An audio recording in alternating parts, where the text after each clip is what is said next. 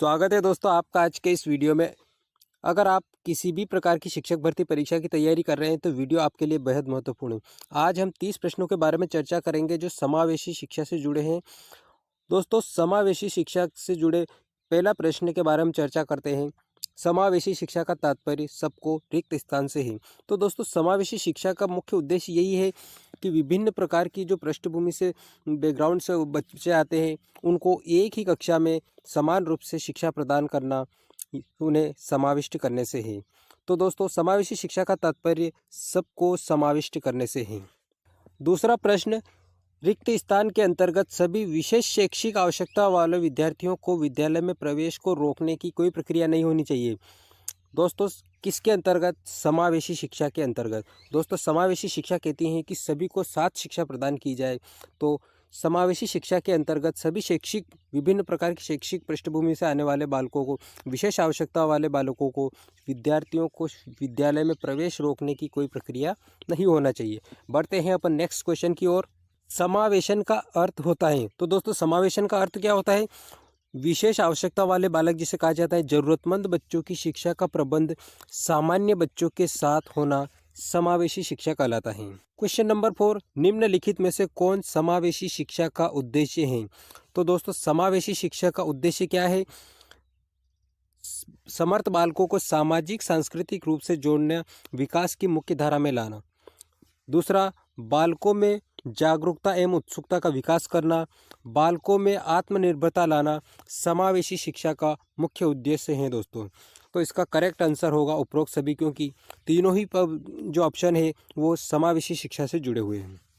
Question number 5 है दोस्तों, समावेशी शिक्षा में शिक्षक की सबसे कम महत्वपूर्ण विशेषता कौन सी है? तो 4 ऑप्शन है। बच्चों के प्रति संवेदनशील, विद्यार्थियों के लिए लगाव, विद्यार्थियों की क्षमताओं का ज्ञान, शिक्षा का आर्थिक सामाजिक स्तर। तो दोस्तों समावेशी शिक्षा के द्वारा शिक्षक की सबसे कम महत्वपूर्ण विशेषता होती है वो है शिक्षक का सामाजिक आर्थिक स्तर, क्योंकि शिक्षक के सामाजिक और आर्थिक स्तर से समावेशी शिक्षा का कोई लेना देना नहीं। बाकी बच्चों के प्रति संवेदनशीलता होनी चाहिए, विद्यार्थियों के लिए लगाव होना चाहिए और विद्यार्थियों की क्षमताओं का ज्ञान शिक्षक को होना चाहिए। प्रश्न क्रमांक 6, किस अधिनियम के तहत बच्चों को निःशुल्क अनिवार्य शिक्षा की व्यवस्था की गई? तो दोस्तों आरटी 2009 जो शिक्षा का अधिकार अधिनियम 2009 के तहत यह कहा गया है कि सभी 14 वर्ष तक के सभी बच्चों को निःशुल्क शिक्षा प्रदान की जाए। क्वेश्चन नंबर 7, पिछड़े वर्ग के बच्चों को शिक्षा की मुख्य धारा में जोड़ने के लिए किन की भूमिका है? तो दोस्तों पिछड़े वर्ग के बच्चों को शिक्षा की मुख्य धारा में जोड़ने के लिए केंद्र एवं राज्य दोनों सरकारों का दायित्व बनता है कि वो शिक्षा को, पिछड़े वर्ग की शिक्षा को मुख्य धारा में लाएं। अनुसूचित जाति एवं जनजाति के शिक्षा के क्षेत्र में पिछड़ेपन का कारण क्या है? तो दोस्तों अनुसूचित जाति जनजाति में पिछड़ेपन का कारण क्या है? अध्यापकों का उनके प्रति उदासीन रवैया, निर्धनता, शिक्षा में प्रचार प्रसार की अभाव, उपरोक्त सभी। दोस्तों तीनों ऑप्शन सही है। अध्यापकों का उनके प्रति रवैया भी उदासीन होता है, निर्धनता, गरीबी के कारण, शिक्षा में प्रचार प्रसार के अभाव के कारण भी बालक शिक्षा से वंचित रह जाते हैं। बढ़ते हैं अपन अगले प्रश्न की ओर। नेक्स्ट क्वेश्चन है दोस्तों, निम्नलिखित में से कौन सी अनुसूचित जनजाति के छात्रों की प्रमुख समस्या हैं?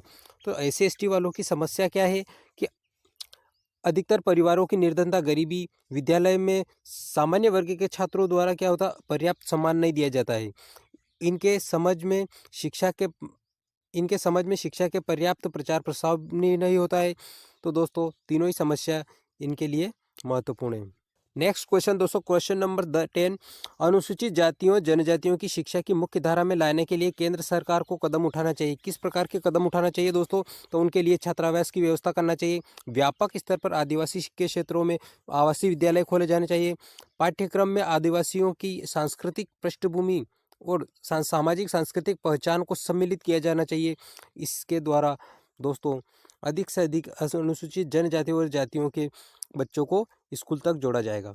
प्रश्न 11, विविध पृष्ठभूमि के बच्चों के उचित समावेशन के लिए इनमें से क्या महत्वपूर्ण है? तो दोस्तों विविध प्रकार की पृष्ठभूमि से आने वाले बच्चों के लिए समावेशन के लिए सबसे उपयुक्त है संस्थागत सुधार होना चाहिए, विद्यालय आधारित पाठ्यचर्या में सुधार, भाषा में सुधार।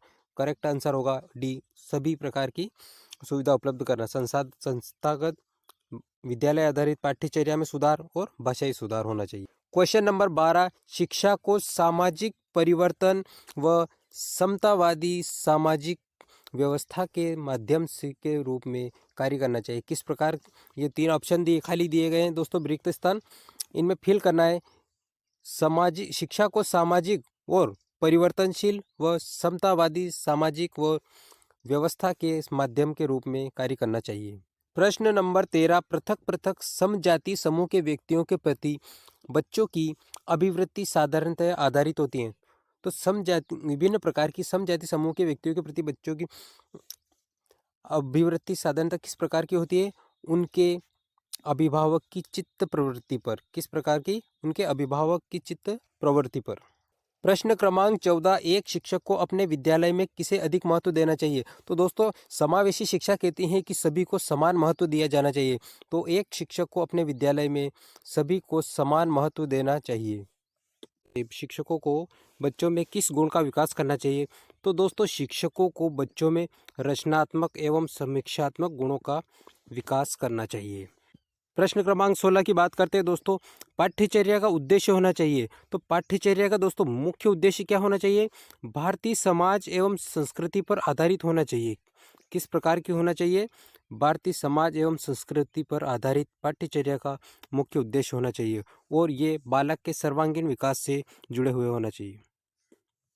प्रश्न क्रमांक 17, जब एक शिक्षिका दृष्टिबाधित शिक्षार्थियों को कक्षा के अन्य शिक्षकों के साथ सामूहिक गतिविधि में शामिल करते हैं तो वह हैं।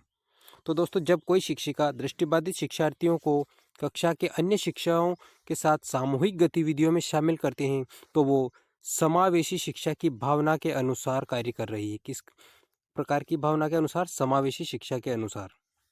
अगला प्रश्न, समावेशी शिक्षा उस विद्यालय शिक्षा व्यवस्था की ओर संकेत करती है। किस विद्यालय व्यवस्था की ओर संकेत करती है दोस्तों?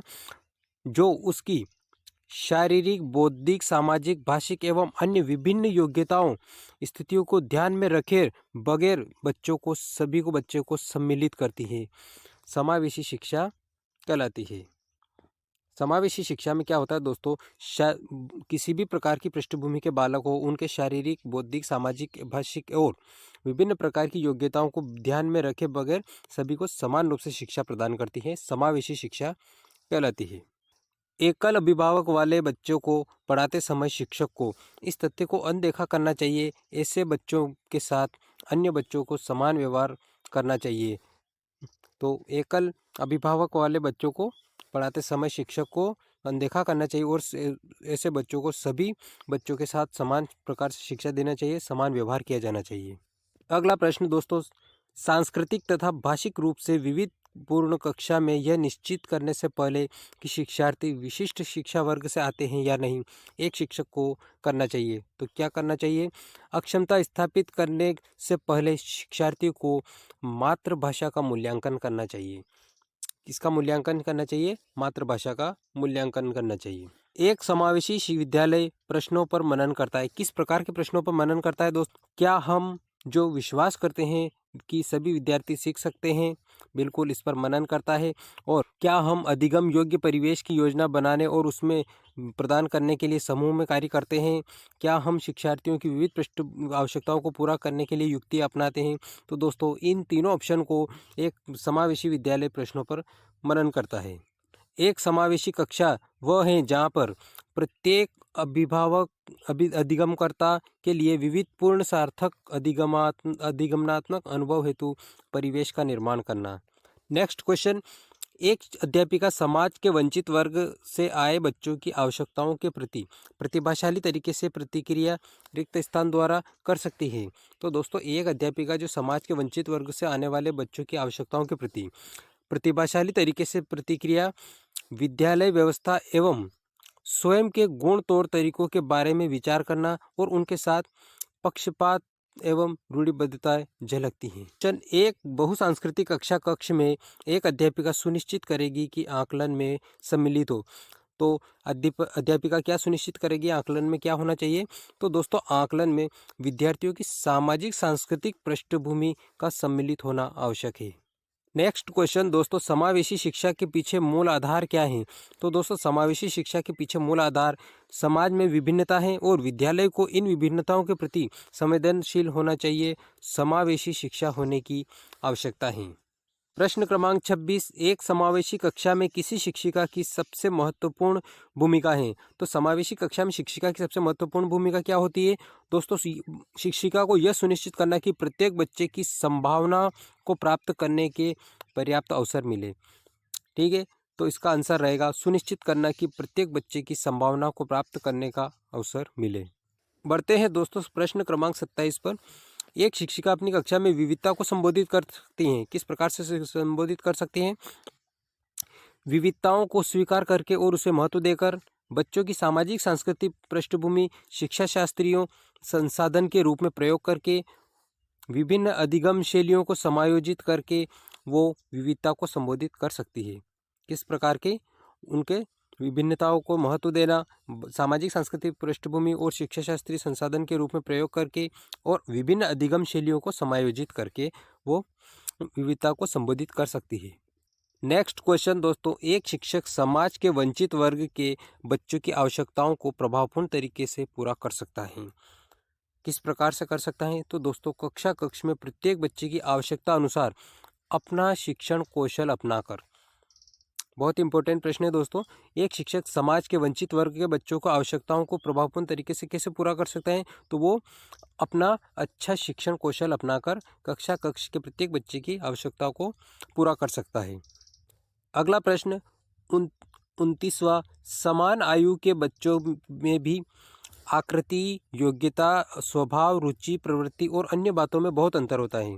समान आयु के जो बच्चे होते हैं उनमें भी आकृति, योग्यता और स्वभाव और रुचि से संबंधित विभिन्न प्रकार का अंतर होता है। इस संदर्भ में विद्यालय की क्या भूमिका होना चाहिए? तो विद्यालय की ये भूमिका होना चाहिए, उन्हें सुनिश्चित करना है कि बच्चे की अपनी क्षमताओं के अनुसार विकास के पर्याप्त अवसर मिले, क्योंकि हर बालक की अलग अलग क्षमता होती है विकास की, तो उन्हें अपनी अपनी क्षमताओं के अनुसार विकास के पर्याप्त अवसर मिले।